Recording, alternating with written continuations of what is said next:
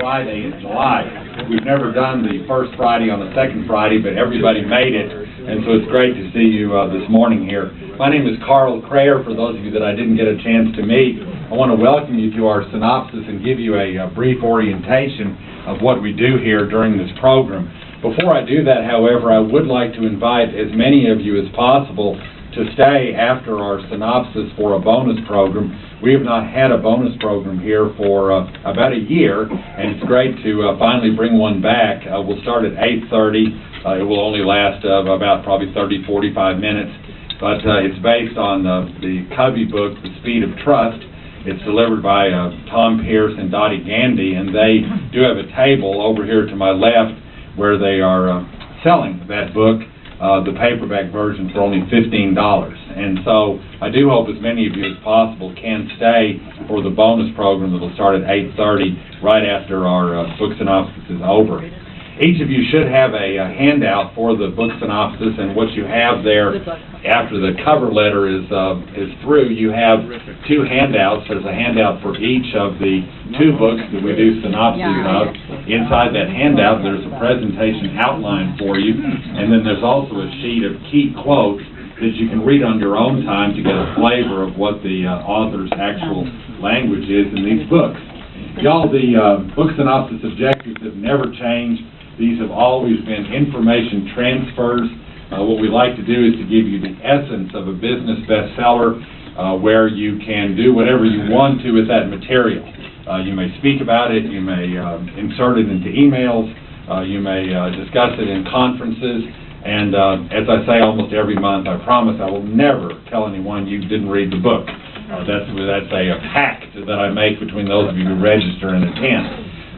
The true objective here is to fool somebody. You read the book yourself, and we try to do that. This is not an editorial. It is not a book review. It is a true oral Cliff's Notes and information transfer. And as I say a lot of months, if you dislike something that you hear, if it clashes with your values or orientation or philosophy, don't kill the messenger.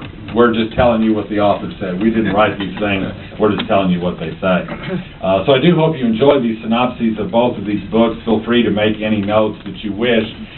Y'all, we have one page in some of the handouts that did not copy correctly. If you have one of those handouts, what I'm going to do is this morning I'm going to email you the entire handout. So whether you have a bad page or not, you will get that email, and you can replace that page in your handout. I apologize for that.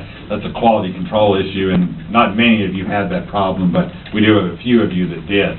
If you'll turn to the first presentation outline, we'll start with this book called The Back of the Napkin, which is written by Dan Rome. And how many of you do consider yourselves visual thinkers, visual learners, just a visual person? If you are one of those people, this book will take you to the next level. No matter what you think you are, this book will take you to the next level.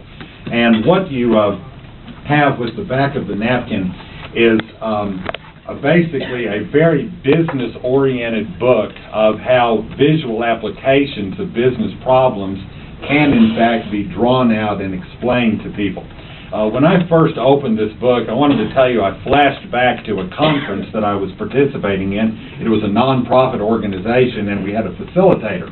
And we were at flip charts, and what we were going to do was we were going to get our mission statement going for our nonprofit organization. So all of us were standing near flip charts, and we had our markers and so forth, and the facilitator said, you have 15 minutes to draw your mission statement. And all of us guys standing there with our markers, we were all set for words and bullet points and all this sort of thing. And after 10 minutes of looking at each other, like how do you draw a mission statement, we got started. And it was amazing what all the groups did. Even my own group did a pretty good job of doing that. I worked with a woman who was a visual fanatic. When she was doing a training program, she would take the visuals that someone else had designed and prepared, and she just redid them. She took out all the words and the flying things across the screens and all the things that explode, and she replaced them with pictures and graphs and diagrams and so forth. Sometimes my boss said, you need to do that on your own time, and she was such a fanatic that she did. But I really do remember that, and if some of you are truly visual people and you'd like to convert someone along that line, this also is a very good book to do that. I would tell you, this is a very serious business book. This is not fluff.